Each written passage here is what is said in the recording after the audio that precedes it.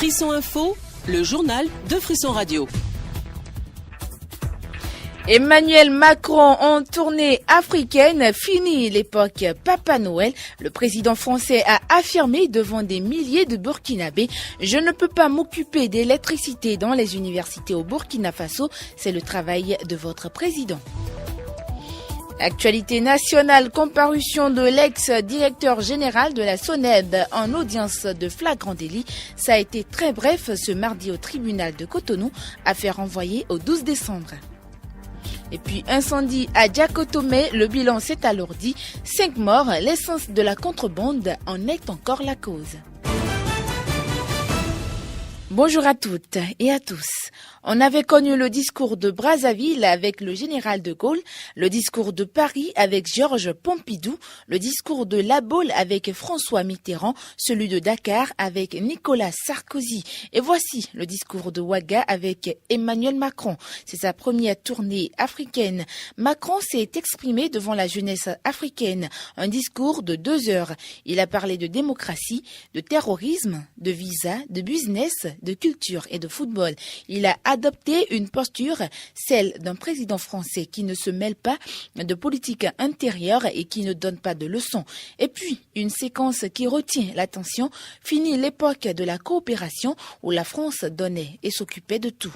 Emmanuel Macron a été très clair. Interrogez-vous sur le sous-jacent psychologique qu'il y a derrière votre interpellation et l'enthousiasme que ça a créé. C'est quelque part, vous me parlez comme si j'étais toujours une puissance coloniale. Mais moi, je ne veux pas m'occuper de l'électricité dans les universités au Burkina Faso. C'est le travail du président. Alors par contre, je vous rassure, du coup, il s'en va rester là.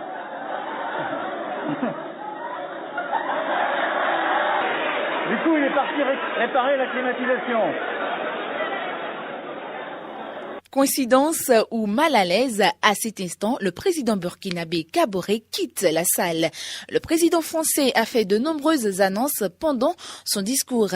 De la séduction et rien d'autre, commente l'activiste Kamal Radji. Emmanuel Macron est dans une démarche de séduction, un véritable communicateur, mais il ne répond pas véritablement à la jeunesse africaine souveraine. La jeunesse africaine souveraine entend parler que nous ne voulons plus de bases militaires en Afrique, donc notamment nous ne voulons plus de bases militaires au Mali. Nous ne voulons plus des entreprises françaises qui prennent le monopole de nos vies et qui dictent à nos chefs d'État la marche à suivre, sinon ils sont sautés.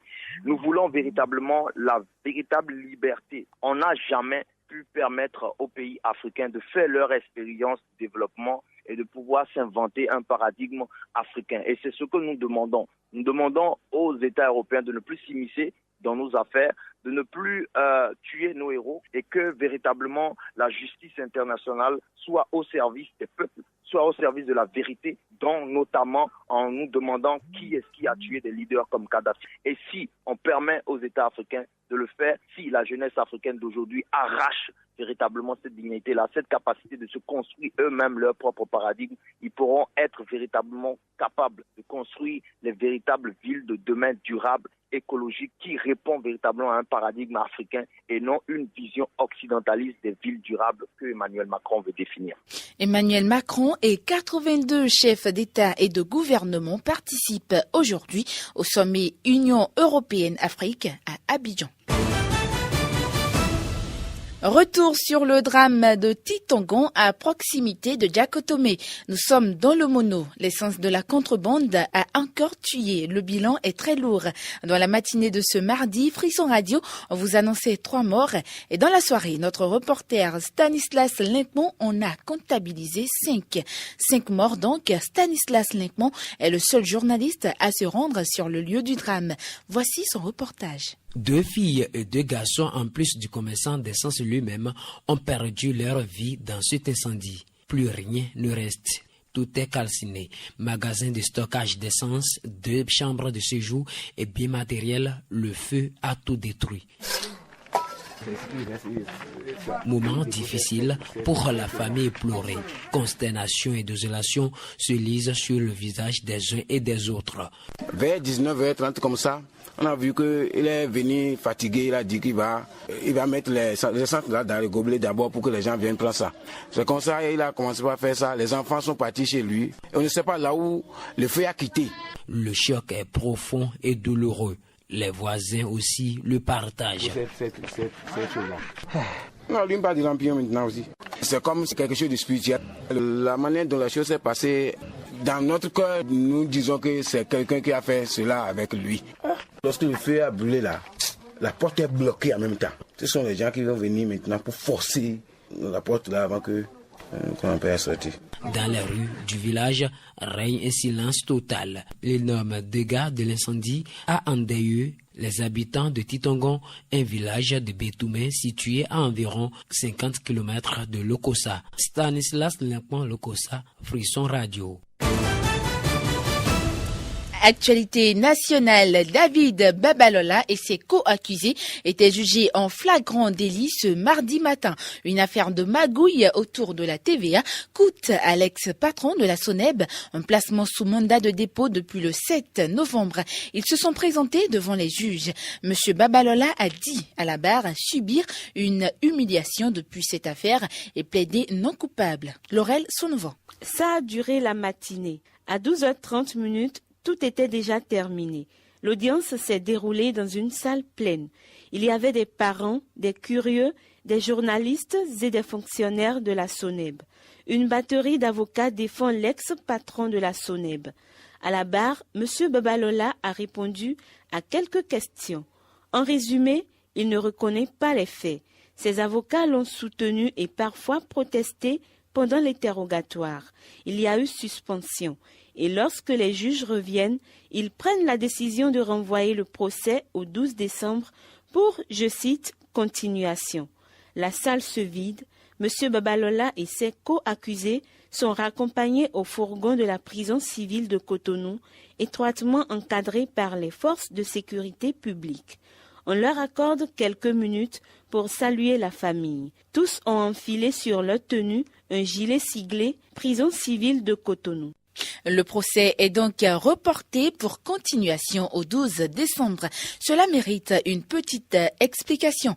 Un avocat qui requiert l'anonymat s'y colle. Laurel Sonnovo lui a tendu son micro. Dans un dossier judiciaire, quand on renvoie pour continuation, ça veut dire qu'à un moment donné, les débats étaient interrompus. Donc on n'a pas pu finir les débats avant qu'un motif de renvoi ne vienne. Donc quand ça survient, on renvoie pour continuation, c'est-à-dire pour poursuivre les débats, au besoin aller au plaidoirie. Mais si par exemple la prochaine audience, on ne finissait pas encore les débats et qu'il y avait des gens encore entendre dans le dossier, on renvoie encore pour continuation. On peut renvoyer 2 fois, 3 fois, 4 fois, tout en respectant le délai prévu par la loi, le délai dans lequel la procédure doit rester. Parce qu'il y a des procédures qui ne peuvent pas dépasser 6 mois, qui ne peuvent pas dépasser 1 an.